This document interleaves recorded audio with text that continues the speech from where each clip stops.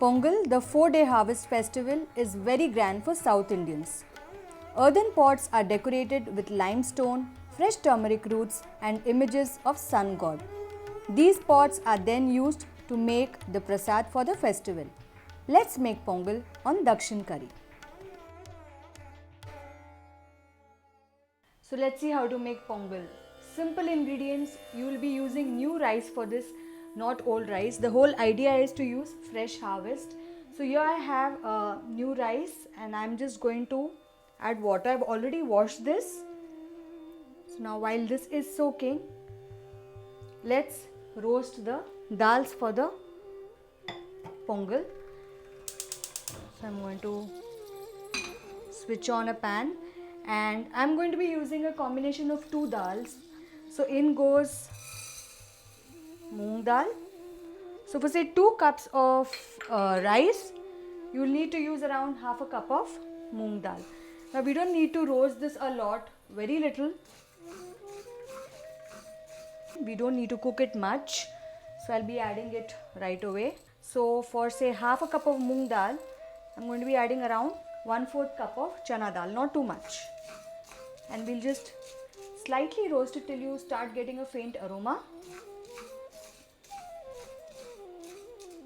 Now I'm getting a faint aroma and also the Moong dal is turning a little pinkish. So I'm just going to switch off and now we'll add this to the rice.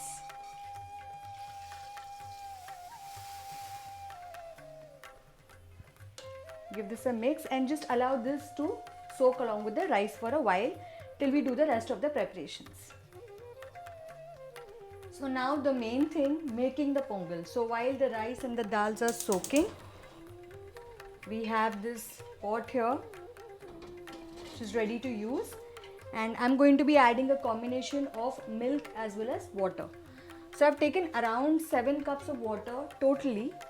So some of the water has gone in there, the rest of the water is going in here and I'll be adding around half a liter of milk.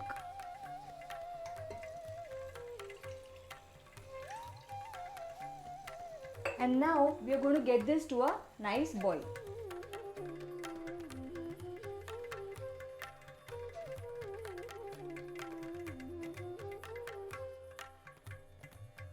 Pongalo Pongal, Pongalo Pongal. So as you saw, the milk boiled and it actually like poured out. So reduce the flame and now we are going to add the rice. Now they say it's a bad omen if the milk does not overflow. So ensure that it does and then add the soaked rice and dal. Now even the water which is there, you have to add that also. I'm going to add the rest of the rice now and all the soaked water. Give this a nice stir. Now while this is cooking, I'm going to add one more ingredient, that's cardamom. I've just coarsely crushed it. You can add powder also, but then that's the way my mom and my grandmom have been making it. So in goes the cardamom. Mix this up and now what we need to do is just allow this to cook along with the milk till the rice and the dal is almost cooked. If you can see, the rice is almost cooked. The chana dal is yet to cook a bit. At this stage, I'm going to be adding jaggery in this. Now again, jaggery quantity, it all depends on the amount of sweetening that you like. And I'm adding around 450 grams of jaggery. Give this a mix. And now you need to remember that the jaggery is going to melt and obviously it's going to make the rice a little loose.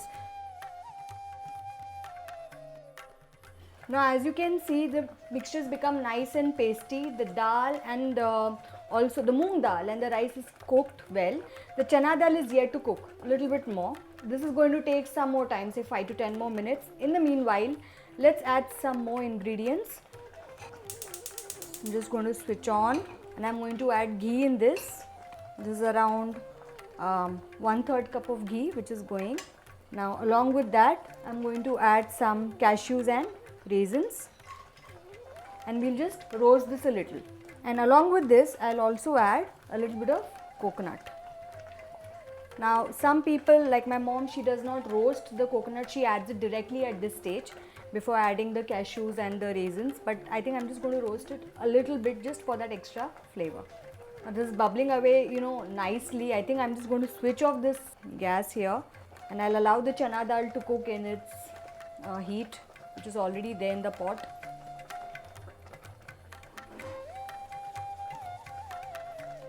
So now this is just starting to bubble, the ghee. At this stage I will add the coconut also. This is just half a shell of coconut which I have taken and I have just given it a nice mix in the mixer. And again, we are not going to cook this a lot. So now this mixture which is ready, and I'm going to add it to this. Nice. And once that is done, I'm going to switch on the flame again. Mix this up nicely and we'll just allow this to simmer on a very low flame for say 1 to 2 minutes till everything just combines together.